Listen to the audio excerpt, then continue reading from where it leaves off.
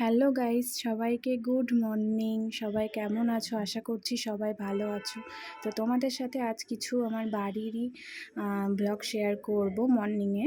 দেখো আমার বাড়ির গাছের ফুলগুলো তোমাদের সাথে আলাপ করাই। ছোট্ট একটি গোলাপ গাছ আছে, গোলাপ ফুলগুলো দেখো কত সুন্দর লাগছে দেখতে, ফুটে আছে। তো ভাবলাম তোমাদের সাথে এগুলো একটু শেয়ার করি মর্নিংয়ে, বেশ ভালোই লাগবে।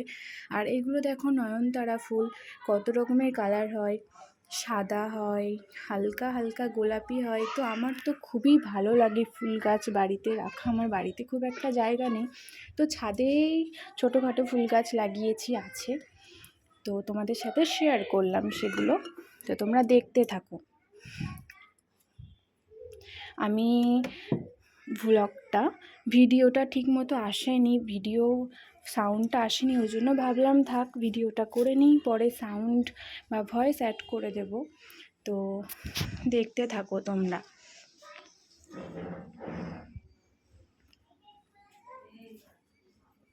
তো তারপর দেখো মর্নিংয়ে ইচ্ছা হলো আজ পাঁপড় ভাজা খেতে, তো শাশুড়িকে বললাম পাঁপড় নিয়ে আসতে। তো পাঁপড় সাথে চা আমার তো খুব সুন্দর লাগে খেতে, জাস্ট ওয়াও লাগে।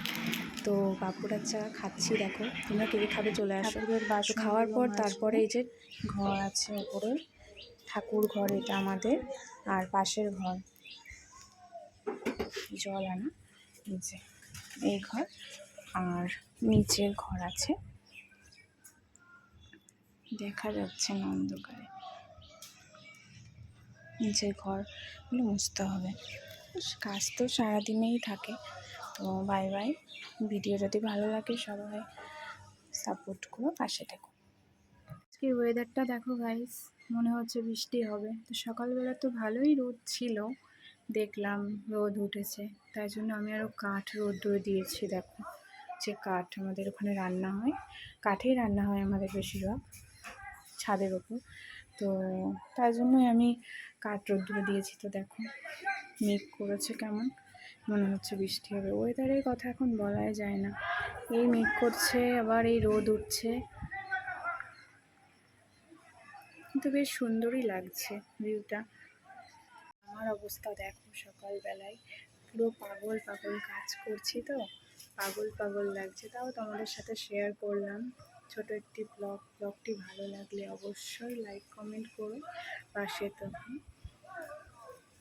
বাই বাই সবাই। তো গাইস, তোমাদের যদি আমার ব্লগটি ভালো লাগে তোমরা অবশ্যই লাইক কমেন্ট করে যেও, তাতে আমার ভালো লাগবে। কারণ তোমরা একটা লাইক কমেন্ট করলে আমি খুব খুশি হই ভিডিও করতে। Bye bye.